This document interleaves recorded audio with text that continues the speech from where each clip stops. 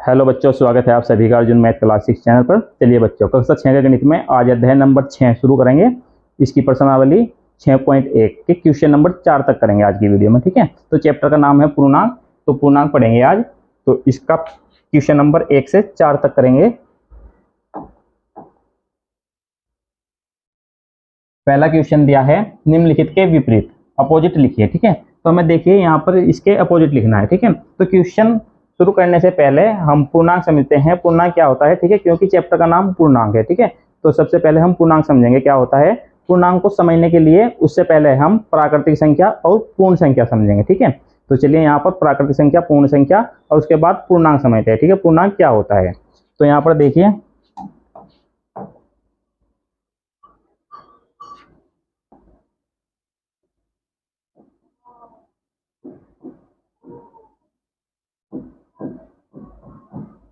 प्राकृतिक संख्या।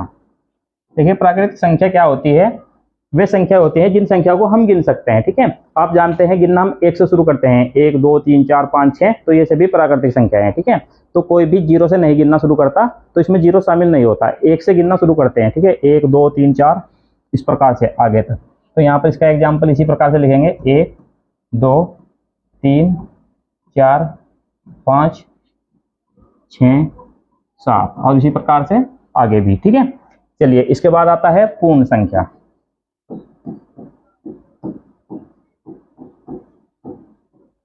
पूर्ण संख्या, तो ये जो पूर्ण संख्या होती है, पूर्ण संख्या में जीरो भी शामिल हो जाता है। ठीक है, तो देखिए प्राकृतिक संख्या में जीरो शामिल नहीं है, पूर्ण संख्या में जीरो भी शामिल हो जाता है। तो ये जीरो से शुरू होती है, 0 1 2 3 4 5 6 और आगे भी इसी प्रकार से। ठीक है, तो इसके बाद आता है पूर्णांक।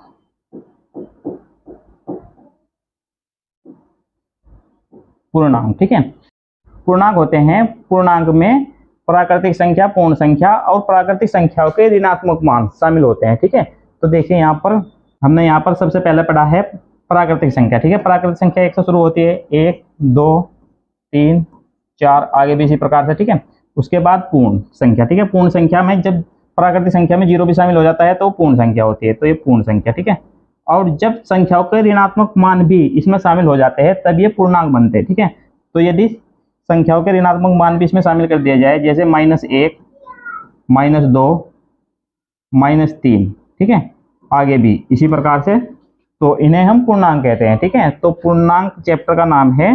तो पूर्णांक में माइनस वाली संख्या भी आती है, जीरो भी आती है और धनात्मक संख्या भी आती है। तो चलिए यदि पूर्णांकों को हम संख्या रेखा पर निरूपित करें तो इस प्रकार से कर सकते हैं।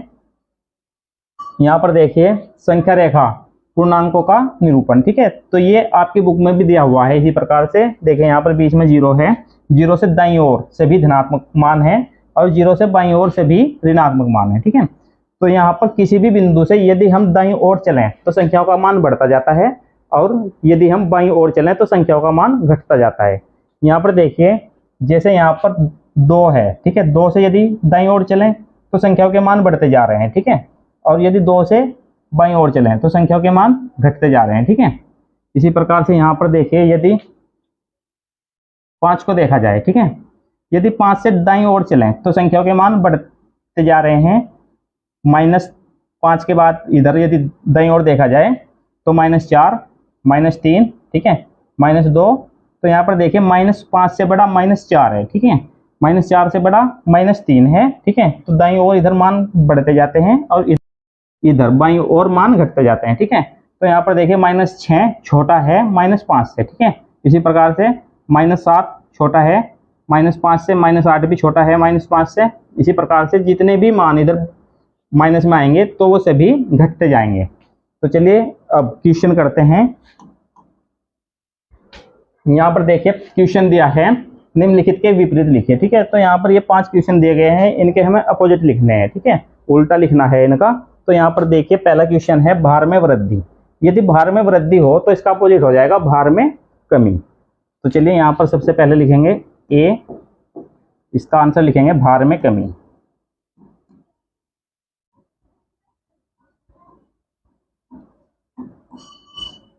इसके बाद बी, 30 किमी उत्तर दिशा, ठीक है। तो इसका अपोजिट हो जाएगा 30 किमी दक्षिण दिशा। यहां पर देखिए इधर होता है पूर्व और इधर पश्चिम, ऊपर की साइड उत्तर और यहां पर नीचे की ओर दक्षिण, ठीक है। तो यदि इसमें लिखा है 30 किमी उत्तर, तो इसका अपोजिट 30 किमी उत्तर यहां पर है, तो इसका अपोजिट इस साइड दक्षिण की ओर, ठीक है, 30 किमी दक्षिण। तो यहां पर लिखेंगे 30 किमी दक्षिण।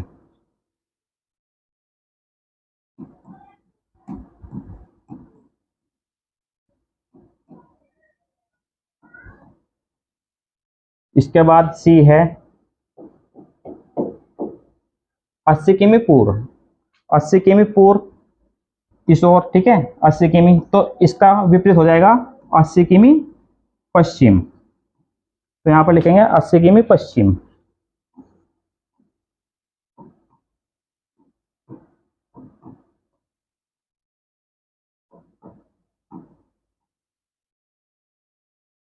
अस्सी किमी पश्चिम। चलिए इसके बाद डी है रुपए 700 की हानि, ठीक है। यदि रुपए 700 की हानि है तो इसका अपोजिट हो जाएगा रुपए 700 का लाभ। तो यहां पर लिखेंगे रुपए 700 का लाभ।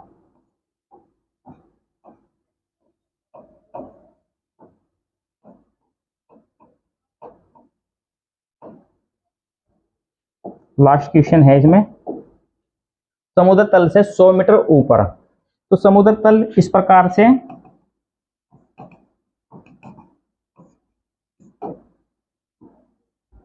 यहां पर यदि 100 मीटर ऊपर, समुद्र तल के 100 मीटर ऊपर, तो इसका अपोजिट हो जाएगा समुद्र तल के 100 मीटर नीचे, ठीक है। यहाँ पर समुद्र तल इसको माना जाता है यहाँ पर, ठीक है, यहाँ पर नीचे और, ठीक है, समुद्र में, ठीक है, 100 मीटर नीचे। तो यहाँ पर लिखेंगे समुद्र तल से 100 मीटर नीचे।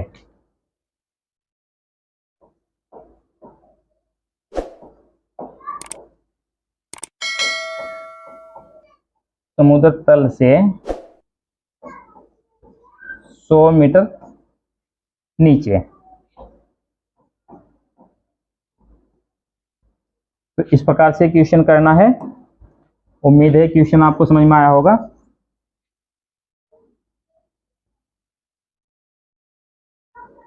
चलिए इसके बाद देखते हैं नेक्स्ट क्वेश्चन। क्वेश्चन नंबर 2 है, निम्नलिखित में उपयुक्त हुई संख्याओं को उचित चिन्ह लगाकर पूर्णांकों के रूप में लिखिए। तो यहाँ पर देखिए हमें चिन्ह लगाकर पूर्णांकों के रूप में लिखना है, ठीक है। उचित चिन्ह लगाकर पूर्णांकों के रूप में इनको लिखना है।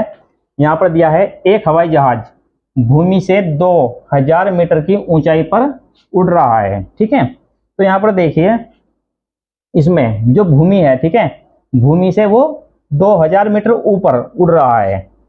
तो यदि वो ऊपर की ओर है तो प्लस लगाएंगे, ठीक है। मान लीजिए भूमि तल ये है, भूमि से वो 2000 मीटर ऊपर, ठीक है, उड़ रहा है, ठीक है। तो इसमें प्लस लगाएंगे, तो यहां पर आएगा प्लस। इस प्रकार से जोड़ का निशान लगाएंगे, ए प्लस 2000 मीटर।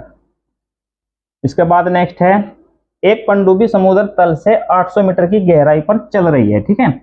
मान लीजिए यहाँ पर ये समुद्र तल है, ठीक है, और पनडुब्बी इसमें इस प्रकार से 800 मीटर नीचे, यहाँ पर 800 मीटर नीचे चल रही है, ठीक है। तो इसके लिए क्या आएगा, माइनस।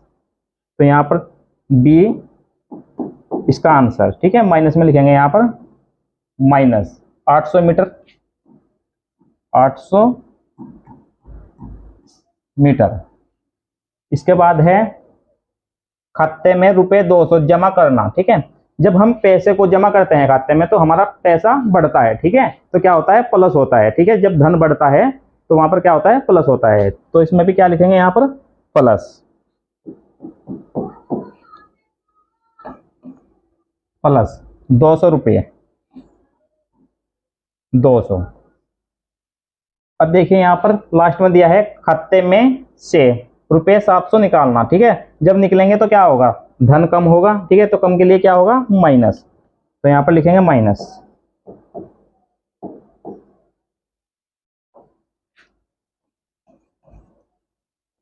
माइनस, ठीक है। मान लीजिए आपके खाते में 1000 रुपये है और आपने 700 रुपये निकाल लिए हैं, ठीक है। तो अब आपके खाते में कितने रुपए बचे हैं, 300 रुपये बचे हैं। तो खाते में यानी कि कमी आई है, ठीक है। तो खाते में पैसे निकालने से कमी आई है, इसके लिए क्या हुआ, माइनस, इस प्रकार से। तो चलिए इसके बाद नेक्स्ट क्वेश्चन देखते हैं, क्वेश्चन नंबर 3। क्वेश्चन नंबर 3 है, निम्नलिखित संख्याओं को संख्या रेखा पर निरूपित कीजिए। तो यहाँ पर देखिए, इनको संख्या रेखा पर निरूपित करना है, ठीक है। तो संख्या रेखा पर निरूपित करने के लिए यहाँ पर सबसे पहले एक संख्या रेखा बनाएंगे। तो चलिए एक संख्या रेखा बना लेते हैं।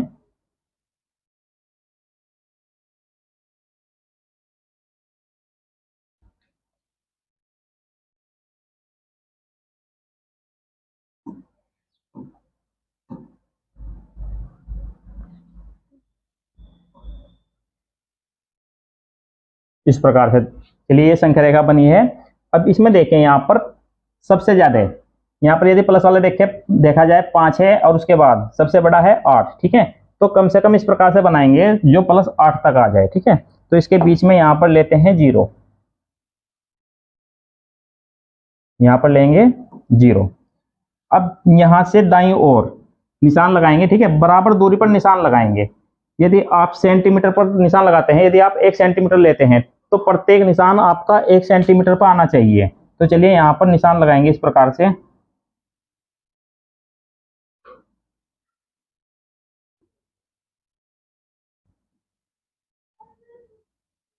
यहाँ पर 0 है, 0 के बाद 1 2 3 4 5 6 7 8, ठीक है। तो इसके बाद इधर बाईं ओर इसी प्रकार से निशान लगाएंगे।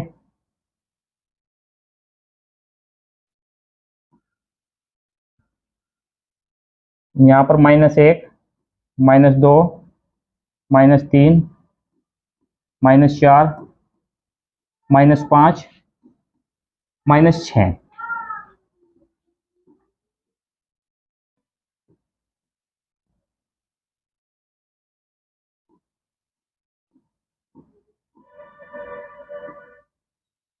तो देखिए यहाँ पर ए में दिया है +5, ठीक है।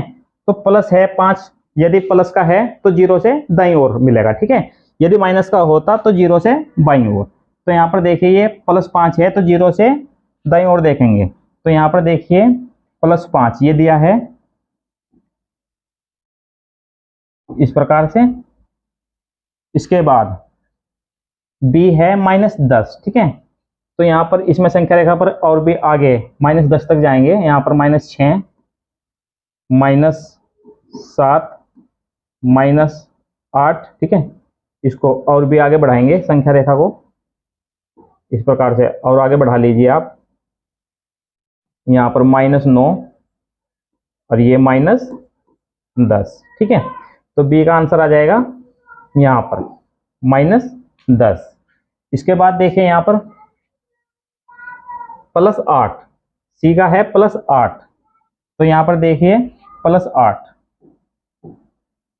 ये रहा। डी -1 तो 0 से बाईं ओर है -1। इसके बाद लास्ट है ई -6, -6 यहाँ पर दिया है -6, ठीक है। तो देखिए पहला ए था +5 यहाँ पर है, तो ये है ए का आंसर। इसके बाद बी का है -10, यहाँ पर बी आ जाएगा। इसके बाद सी है +8, सी यहाँ पर आएगा। इसके बाद डी -1, इसके बाद ई -6 यहाँ पर, ठीक है। तो देखिए इसमें लिखा था निम्नलिखित संख्याओं को संख्या रेखा पर निरूपित कीजिए, ठीक है। तो इस प्रकार से हम संख्या रेखा पर इसको निरूपित कर सकते हैं, ठीक है। क्वेश्चन नंबर 4 है, संलग्न आकृति में एक ऊर्ध्वाधर संख्या रेखा को दिखाया गया है जो पूर्णांकों को निरूपित करती है। इस रेखा को देखिए और निम्नलिखित बिंदुओं के स्थान ज्ञात कीजिए। तो यहाँ पर देखिए ये एक संख्या रेखा दी है, तो ये ऊर्ध्वाधर है, ठीक है, नीचे से ऊपर, ठीक है, इस प्रकार से ऊर्ध्वाधर है। तो इस पर ये कुछ पॉइंट दिए गए हैं, कुछ बिंदु दिए गए हैं, इनके आधार पर यहाँ पर क्वेश्चनों के आंसर देने हैं, ठीक है। तो चलिए पहला क्वेश्चन देखते हैं। पहला है, यदि बिंदु डी पूर्णांक 8 है तो -8 वाला बिंदु कौन सा है, ठीक है। तो यहाँ पर देखिए जो बिंदु डी दिया गया है, ठीक है, उसका पूर्णांक बताया है इसने कि पूर्णांक +8 है। तो यहाँ पर देखेंगे डी कहाँ पर है, तो इसमें बिंदु डी यहाँ पर है, ठीक है, इसका पूर्णांक क्या है, +8। तो यहाँ पर देखिए +8 दिया है, तो इसी प्रकार से हमें बताना है -8 कहाँ होगा, ठीक है। तो यदि हम नीचे की ओर आएंगे तो संख्याओं के मान घटते जाएंगे, ठीक है, और यदि ऊपर की ओर जाएंगे तो संख्याओं के मान बढ़ते जाएंगे, ठीक है। तो हमें -8 बताना है, तो हमें नीचे की ओर आना होगा इसमें, इस प्रकार से, ठीक है। तो देखिए यहाँ पर +8 है, यहाँ पर +7 आ जाएगा, इसके बाद +6, +5, +4, +3, +2, +1 और यहाँ पर 0, ठीक है, यहाँ पर 0 आएगा। तो देखें यहाँ पर ये 0 समझ सकते हैं आप या इसको ओ समझ सकते हैं, ठीक है। कुछ बच्चे यहाँ पर कंफ्यूज हो जाएंगे, ठीक है। तो यहाँ पर देखिए ये ओ लिखा गया है और यहीं पर 0 भी है, ठीक है, इसी बिंदु पर 0 भी है। तो सबसे पहले इसी का कंफ्यूजन हम दूर करते हैं। यदि इस प्रकार से लिखा जाए, ठीक है, यानी कि इस प्रकार से गोल लिखा जाए, ठीक है, तो ये ओ होता है, ठीक है। और यदि इस प्रकार से आपको दिखाई दे, ठीक है, इस प्रकार से दिखाई दे तो 0 होता है, ठीक है। तो जो बुकों में लिखा हुआ होता है, जो छप्पे का अक्षर होता है, यदि वो गोल दिखाई दे रहा है आपको, इस प्रकार से गोल दिखाई दे रहा है तो ओ है, और यदि थोड़ा सा इस प्रकार से दिखाई दे रहा है तो 0 होता है, ठीक है। तो यहाँ पर देखिए ये पूरी तरीके से गोल है, तो इसका मतलब यहाँ पर ये ओ बिंदु है, ठीक है, और ओ बिंदु पर ही हमारा 0 आ रहा है, ठीक है। जब हमने ऊपर से इसको काउंट करना शुरू किया तो यहाँ पर देखिए 0 आया है, ठीक है। तो 0 से नीचे इसी प्रकार से माइनस वाले आएंगे, ठीक है। तो यहाँ पर आएगा -1, -2, -3, -4, -5, -6, -7, -8।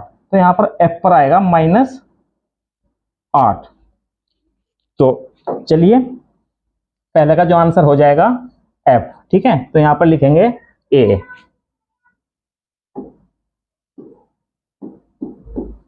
ठीक है। इसमें पूछा गया था, देखिए यहाँ पर -8 वाला बिंदु बताना है, ठीक है। तो -8 वाला बिंदु क्या है, F है, इसका आंसर F। इस प्रकार से B, क्या G एक ऋणात्मक पूर्णांक है या धनात्मक, ठीक है। तो G देखेंगे, G, तो यहाँ पर G दिया है, यहाँ पर बीच में 0 है, तो 0 से नीचे की ओर है, ठीक है। यदि नीचे की ओर है तो ये माइनस है, ठीक है। तो यहाँ पर माइनस है यानी कि ऋणात्मक है, तो यहाँ पर ये आ जाएगा ऋणात्मक। इसमें पूछा है G एक ऋणात्मक पूर्णांक है या धनात्मक, तो इसका आंसर होगा ऋणात्मक,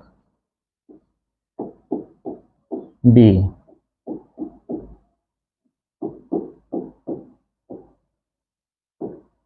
ऋणात्मक पूर्णांक। इसके बाद बिंदु B और E के संगत पूर्णांक लिखिए। बिंदु B और E, अब देखें यहाँ पर बिंदु B यहाँ पर दिया गया है, ठीक है। तो बिंदु B ऊपर से देखिए यहाँ पर +8 है, यहाँ पर +7, +6, फिर +5, +4, तो यहाँ पर B पर है +4, ठीक है। इसी प्रकार से E का पूछा गया था, तो E देखें यहाँ पर है, ठीक है। अब हमें पता है 0 यहाँ पर है, तो नीचे देखेंगे, या तो यहाँ पर देख लीजिए -8 है, तो -8 से नीचे चलिए, यहाँ पर आ जाएगा -9, फिर -10, ठीक है। जो बिंदु E है -10 है, यहाँ पर -10, तो यहाँ पर लिखेंगे इस प्रकार से, इसका आंसर C का, ठीक है। तो हमें बताना है B और E, B और E।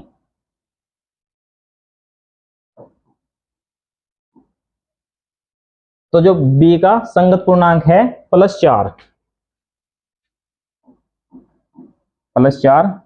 और E का है -10, इस प्रकार से इसे बताना है। चलिए इसके बाद है डी। इस संख्या रेखा पर अंकित बिंदुओं में से किसका मान सबसे कम है? ठीक है, तो सबसे कम जो सबसे नीचे होगा, ठीक है, क्योंकि नीचे की ओर यदि आएंगे तो संख्याओं के मान घटते जाएंगे। तो यहाँ पर देखिए सबसे नीचे ई बिंदु है, ठीक है, -10, तो इसको लिखेंगे यहाँ पर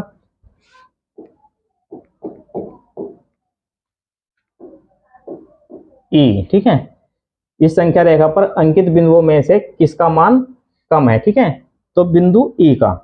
इसके बाद देखिए सभी बिंदुओं को उनके मानों के घटते हुए क्रम में लिखिए। ठीक है, तो घटते हुए क्रम में लिखना है। ठीक है, तो सबसे बड़ा जो सबसे ऊपर है, ठीक है, फिर उससे छोटा, ठीक है, इस प्रकार से, यानी कि ऊपर से नीचे की ओर। ठीक है, तो चलिए यहाँ पर देखिए सबसे ऊपर क्या है? डी है, उसके बाद सी, बी, ए, यहाँ पर ओ, एच, जी, एफ, ई, इस प्रकार से इनको लिखेंगे।